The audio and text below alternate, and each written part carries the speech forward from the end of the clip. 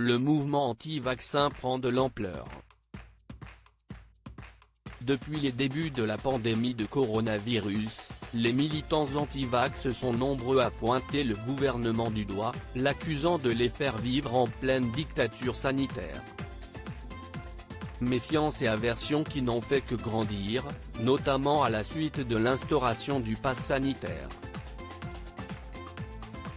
Sous le feu des critiques, en tant que ministre des Solidarités et de la Santé, et donc incarnant malgré lui la lutte contre le Covid-19, Olivier Véran a fait part de son exaspération. Il n'a pas hésité à leur clouer le bec une bonne fois pour toutes, alors qu'il a accepté de répondre à des questions des lecteurs du quotidien Le Parisien, ce vendredi 23 juillet. Si on était en dictature, a-t-il amorcé, je ne passerais pas des jours et des nuits à débattre de milliers d'amendements. Si on était en dictature, il n'y aurait pas des milliers de Français qui pourraient manifester. Référence à peine voilée aux nombreuses manifestations anti-pass sanitaire qui ont lieu en France, permettant aux anti-vax de se faire entendre.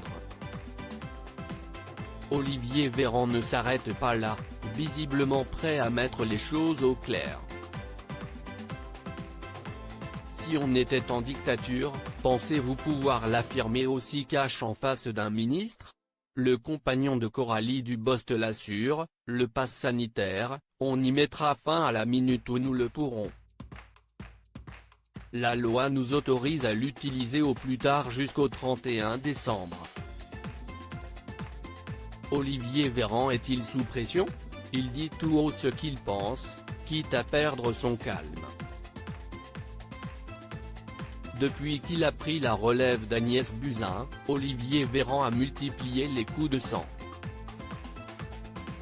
Les sénateurs, qu'il souhaitait convaincre de la nécessité d'un contrôle du pass sanitaire, en ont récemment fait les frais.